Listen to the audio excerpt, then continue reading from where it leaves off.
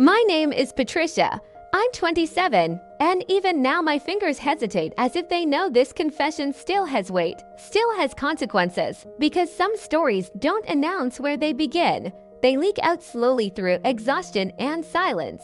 And I've already deleted this voice note more times than lines admit, because admitting what I felt means admitting how fragile I had become. Not attention hungry, not dramatic. Just a woman worn thin by years of loving people who left pieces missing. 3 heartbreaks deep, the kind that don't fade after a good cry or a weekend with friends but rot quietly, the kind that make you sit on your bed staring at a dark phone screen at 2 a.m. Convincing yourself that if you wait long enough, the person who promised forever will remember you exist. And the last one hollowed me out completely when he cheated, lied, disappeared for 2 months, then returned engaged like I'd been a placeholder, disposable. And that was the moment I told myself I was finished with men, finished with hope, finished with believing connection didn't come with an expiration date. And after that, whenever I needed grounding, I leaned on the one person who had always been steady in my life.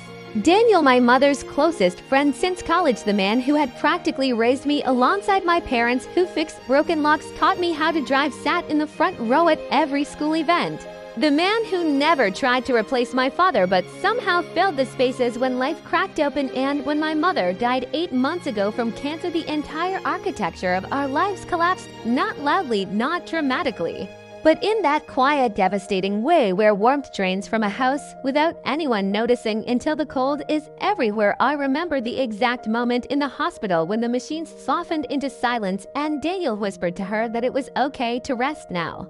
His voice steady even as his hands shook. And I watched the woman who was my compass take her final breath while the two of us stood there powerless.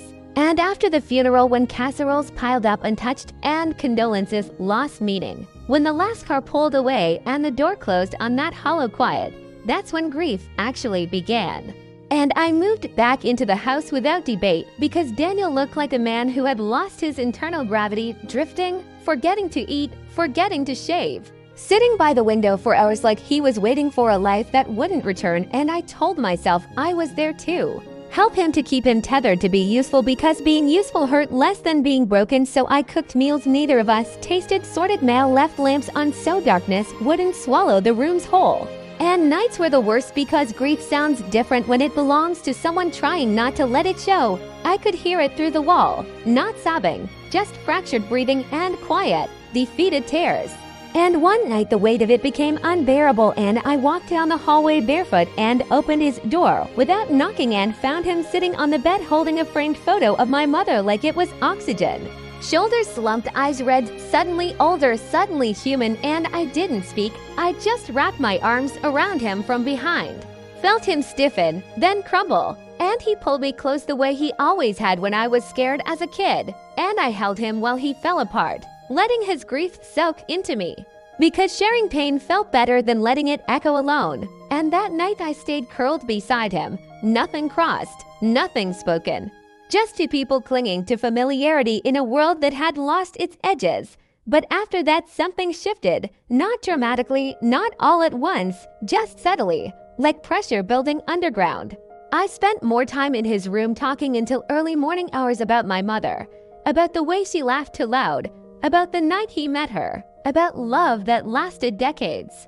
And those stories did something dangerous to me, because they reminded me how deep connection could go. And I started wondering if I'd ever know that kind of safety, or if my heart was just a magnet for loss. And I noticed things I hadn't said before: the way his presence grounded me, the way his voice slowed my breathing, the way his approval felt like relief. And it scared me, because I knew grief could blur boundaries, because loneliness could disguise itself as intimacy. So I told myself it was temporary, that it would pass, that I just needed time. But time has a way of feeding feelings when silence gives them space. And one evening on the porch, as the sun dipped low and painted his face in gold, I caught myself staring and had to look away, heart racing, because recognition is the first step toward truth. And the truth arrived on a quiet Saturday night with rain tapping against the windows like punctuation. I came downstairs wrapped in an oversized shirt, unplanned and guarded. And he was on the couch half watching one of my mother's favorite movies, and when he looked up his gaze lingered a beat too long. Not predatory, not wrong, just searching. Heavy with everything unspoken between us. And the air changed, not with words, but with awareness. I poured a glass of water I didn't need. Felt his attention like a pull, and when I turned back it felt inevitable rather than impulsive. We sat beside each other in silence that wasn't empty but full, his hand resting lightly on my leg, gentle, tentative, like he was asking without speaking. And when he asked quietly if he should stop, I realized how deeply I trusted him, because I could have said yes, and he would have listened. And that knowledge alone cracked something open in me.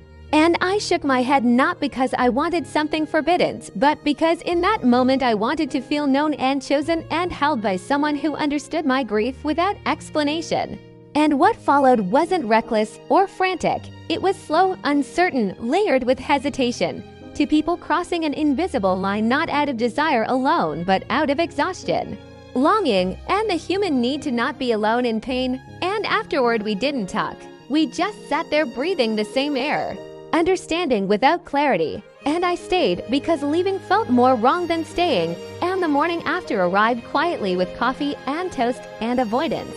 Our hands brushing and both of us looking away, pretending normalcy could be stitched back together.